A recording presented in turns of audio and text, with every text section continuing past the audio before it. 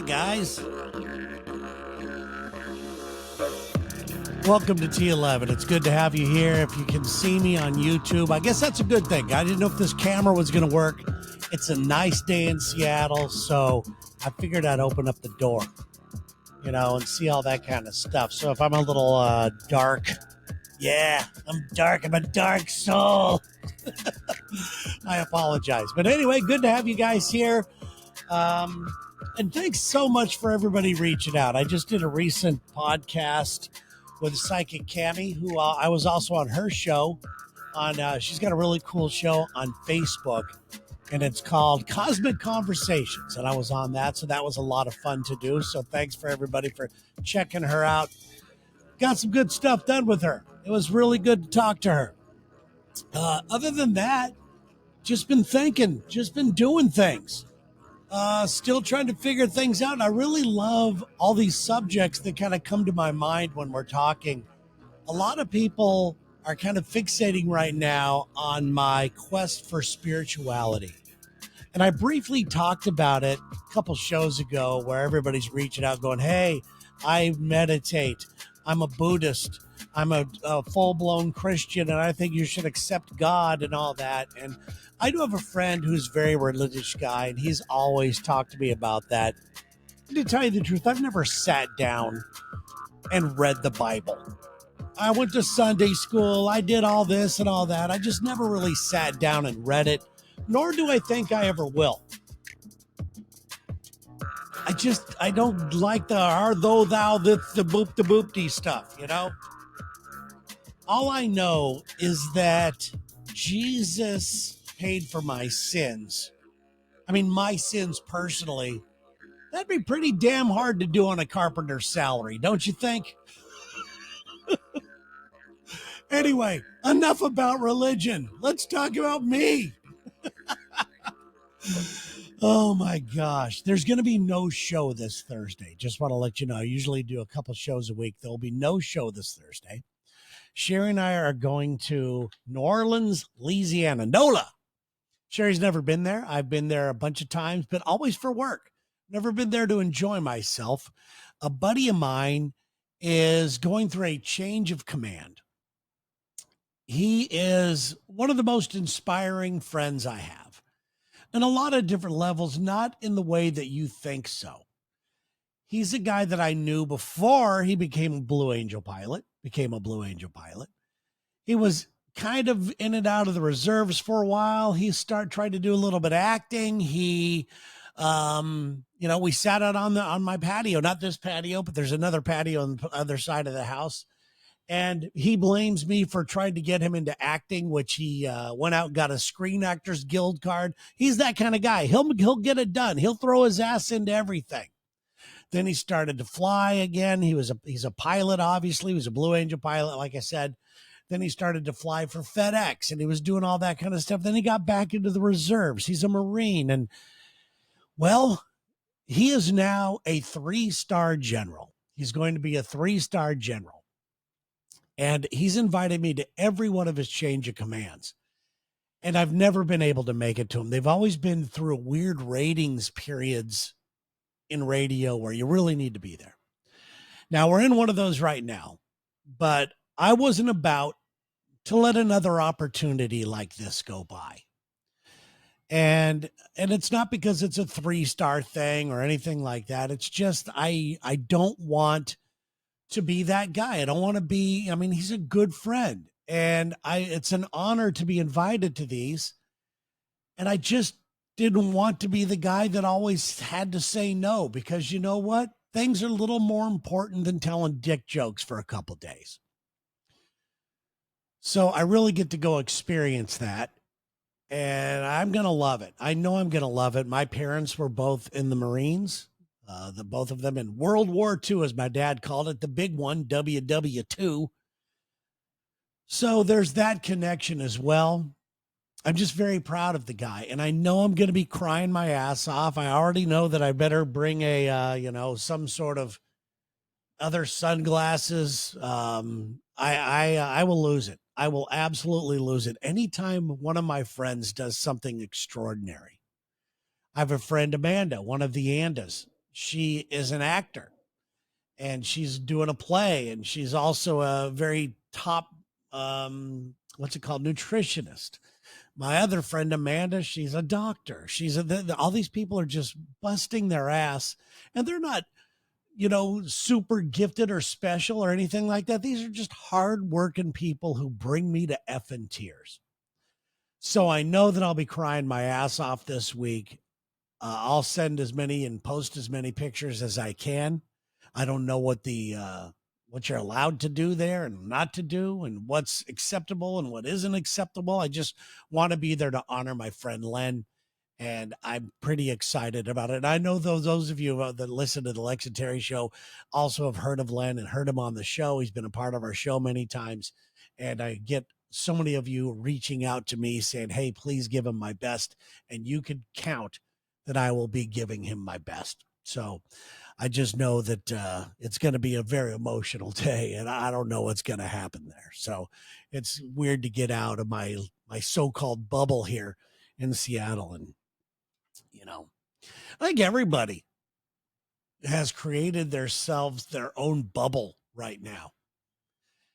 I don't know if it's a good thing or a bad thing. I think for the most part, it's a bad thing. And I think that we create it just because it's self-preservation about what's really happening out there. Do we really want to hear bad news when we know that tragedy and despair and everything else is coming our way eventually?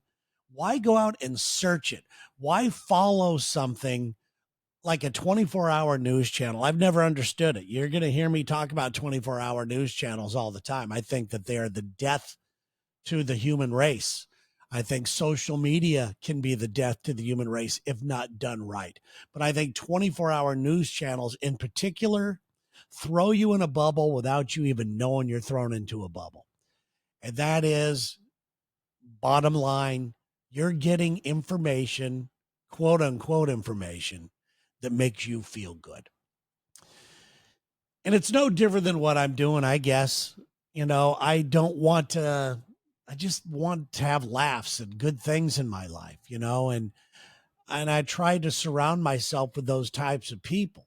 Hell, my website now, even my very own website, just sent out a thing that said, because we're getting a lot of spam in there, a lot of people going, "Hi, I've noticed your website. I love your content. Would you like to advertise? Would you like to?" There's all kinds of just spam. And there's things, keywords you could put into my personal website that'll make all that stuff disappear. All that stuff just goes into a file that I'll never even look at. I don't even think I get it because I put all those things in there, and I've created, another bubble because I don't want to hear any politics. I don't want to hear any of that. I think it's just the worst thing in the world. But some people will say, "I'm being informed." You're not being informed. You're not being informed if you're being told what you want to hear. Your MSNBCs, we know that leans way far left. You're being told that all this crazy stuff, everybody who didn't vote for your guy is Hitler. Now, I know that's not the truth. And the reason why I know that that's not the truth is because I don't throw myself into that world and start hearing all these made up stories. It's just so bad. So, we all are creating a bubble for ourselves, and social media has either made it better or worse. I can't figure it out. But there's a lot of lonely people out there that makes them feel less alone, which is a good thing, but also a bad thing. I guess what I'm saying is the jury's out, for me anyway, on all of this. I just know that I'm a fraud, basically, because I say that I really like to keep an open mind. And it is my goal to have an open mind. Yet what I am filtering out isn't really being open-minded, is it? I don't want to talk politics. If that means, some people think that that's being informed. I think politics is just shit. It's just like sports to me. I love sports, but some people like sports. Some people don't like sports. Some people like talking about coffee. Others don't. You can find your own little tribe everywhere you look. I'm trying to expand my tribe, if that means anything. Some of my more interest in there, like, on social media, whether it is looking for places to travel to. Just stuff like that. Instead of just staying focused on why our life is hell, why things are going to go, because you know what? That bomb may drop right out there. I live in one of these cities. Don't think that I don't think about this. I live in one of these cities that if you're shooting a bomb off from China, probably the first place you're going to hit, if you're looking at the globe, is Seattle, Washington. And where do I live in Seattle? If you're looking behind me, right downtown. Don't think that I'm not thinking that that's not possible, but I don't want to walk around all day thinking that it's going to happen, playing the role of a victim. I'm trying to be proactive in my life by doing a podcast, talking about things that inspire me and talking to people that inspire me. I hope that you're picking up what I'm saying. If I am saying anything whatsoever. So there you go. Right now, one of my goals is, I think that I kind of let myself turn into this guy around the house that kind of lets his wife do a lot of things. Now, Sherry's a very smart person. She takes care of all the finances, but that's not a reason for me to back out. She just comes from a banking background. She understands all of that stuff, and it frees me up to be quote unquote more creative, come up with ideas for the podcast, come up with ideas for the podcast she and I are doing. Above all, come up with ideas for the Lexitary radio show, which pays for this building right here, this place where I live. So she's taken a lot of stuff off my plate. And I think in my mind, she's taken too much stuff off my plate. And I think that unknowingly, she is just accepting all of this stuff. And I wonder if she looks at me and says, when is this guy going to be a man? Remember the term metrosexual? Remember that was a thing? That always bothered me. Oh, you're metrosexual. And people have called me that from time to time because I went to a place to get my hair done. And that was it. But metrosexual was basically these ripped guys which I'm not, who, just are always there for the photo opportunity and driving their fancy cars and putting on their cologne and their jewelry and all that kind of stuff. And women were attracted to those GQ kind of guys for a time. And they still are attracted to guys like that. But I'm never going to be a guy like that. I'm also never going to be a dude that's out working in the oil field. So I'm kind of like lost in between everything. But I made the conscious decision to be a guy who just gets things done. I don't want to point it out to my wife.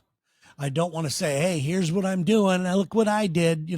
There's been times when I have yelled to her that I'm doing so. I'm taking out the trash, type of thing, and making these announcements like I'm going off to war. I don't, it's like, what the hell are you doing, dude? Just do the things that need to be done around the house that you're capable of doing. And if you're not capable of doing something, admit it. Find a way to take care of it. Don't wait for your wife to pick up the phone and call the painter or to call this and that. And I'm just doing this right now. And it's fairly new. I'm being very, very proactive. I'm looking for opportunities that need to be done as a way to help her out and as a way to show her that, yeah, I'm a man. I'm a man. And there's nothing wrong with being a man. There's nothing wrong with being a woman. There's nothing wrong with admitting that we have differences. There's nothing wrong with admitting that we have different strengths and everything else. I am stronger than she is. She is stronger mentally, I believe, than I am. So there's, it's give and take everywhere, but I just have really stepped up my game, less video games, more being proactive, things that need to be done. But I think the number one thing that women want in a man is a guy who is strong. And I'm not talking about physical bull strong type of thing, although that does definitely come into play.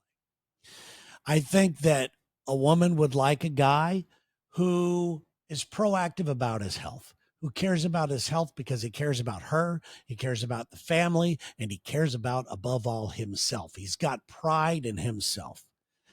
And that's not mean trying to trash people that are overweight and have eating problems. Listen, I know for a fact that food is addictive. I've been addicted to all kinds of horrible foods, and I don't have this stuff solved by any means. But I know that it's a problem and I am working on it. There's so many people that have just given up to the bag of Doritos and said, well, it's what I like. No, I really don't think that you really care for, here comes some controversy. I really don't think that you care for your family, for your wife, and above all for yourself if you're not taking care of yourself physically and mentally. And that means taking time to do it.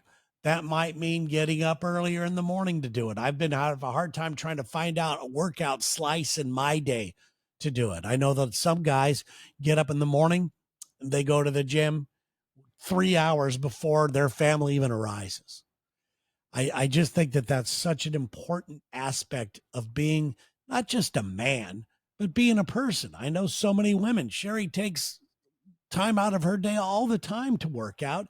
And I know that a lot of it is for her and her vain healthiness, but I know a lot of it is there because of me and wanting to be there for me. So, yeah, the health thing is number one on my list right now. It truly is, but I don't want to turn my whole life into a workout show or anything like that, but I'll definitely share with you my trials and tribulations of it. Strength is a good thing. And, knowing when to fight, and I'm not talking about a physical fight, knowing when to fight for something you want, knowing when to fight if you have to physically, knowing when not to do that as well is a very strong thing. Knowing when to pull back, knowing when to take a deep breath and go, this is not a situation that calls for me to be an asshole. That calls for me to raise my voice or throw a temper tantrum or throw my weight around. That's also a strength as well. So that's what I'm working on right now. And I'm going to be around my buddy who I'm going to tell you a little bit about Len, who I'm going to go see get his third stars in general. Len is a guy who I've seen go through many different changes in his life, like I've talked about, not just career changes. Here's a guy who he used to like to drink, and drink heavily. One day he stopped. He didn't have to go to AA where there's nothing wrong. Whatever way you find to get rid of a destructive habit that is bringing you down, whether it's too much pot, too much, alcohol, too much food, too much this, too much porn, too much that. And anytime you're able to recognize that you need a change, this type of behavior is not beneficial for sustaining that for the rest of your life. Anytime you recognize something in your life like that and you beat the living hell out of it, you beat it down, you're one strong mofo. So this guy just out of nowhere, and it worked for him, stopped drinking. Then he decided that he was, for health reasons, I think he maybe had some cholesterol issues and whatnot, decided to eat vegetarian. That turned into vegan. That turned into all kinds of stuff. I'll tell you, he ain't no fun to hang out with when it comes to drinking and eating. But he is a great guy. And he is just watching those powers in him is so inspirational to me. And we all have that. We all have ways to beat these bad habits down that we know are not moving our life forward. And there's so many ways. You could pick up a book or a podcast on it. You could talk to a mental health expert. We know right now, if you really took a deep breath and said, what is the number one thing that I need to change about myself? And it could be that you're being mean to people. It could be that you're negative. It could be like we talked about there just a second ago. It could be health issues, drinking, food, whatever. But we all have things. All of us do. And we are not lonely when it comes to that. We are not weak when it comes to that. I really think that we will find too, if you really want to, you're going to find what works. But because one thing doesn't work, That doesn't mean it's not going to work on you. If say you have a drinking problem, if you go to AA and that doesn't work for you, that doesn't mean you're a lost cause. There's something out there that's going to work on you, and just keep trying. If you're an asshole and nobody likes being around you, guess what? You're an asshole and nobody likes being around you. If you like that, if this is the way you choose to live, that's just me being an asshole. I had a bad upbringing. Well, if we came up with reasons of how to get better instead of the reasons why we can remain shitty at everything in our life, it's so easy to come up with the reasons of staying like a shitty person instead of a good person. But I do know that whatever you got going on in your life, whatever I have going on in my life right now, it's my health. I'm being very proactive right now. The start of the year is when I always try to get my clean bill of health. I go to my doctors, I get my checkup, get all my blood work done, and do what they tell me to do. So far, knock on wood, things have been very good. I have a colonoscopy that I'm due for. I have to do that and set that thing up. In fact, when I'm done with this podcast, I'm going to make that call and get it done. Get it done, guys. Get it done, ladies. You're never going to move your life forward if you don't take the frickin' steps. I didn't mean to turn this into a lecture.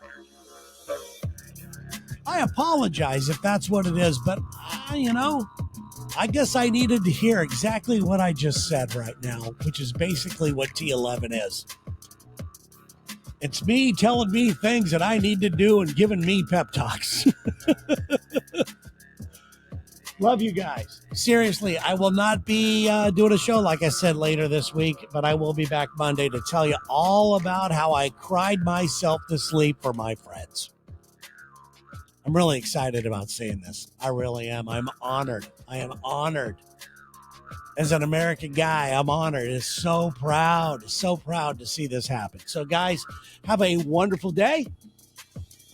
Wherever you are, if you're listening, if you're watching, thanks for watching on YouTube. Please like, subscribe, share this thing. I'm still trying to get to a level where they could run an ad before this thing and maybe I could get a little money.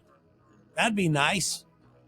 But I am getting something out of this that's well beyond monetary. I have a connection with you guys. You have a connection with me now. We're starting to interact more and more. I get to do this and I get to spew my guts out. And immediately after these shows, I always feel better for hours. This is something that stays with me for the rest of the day into the evening and hopefully throughout my life. All right, guys, have a great day and we will talk to your ass later.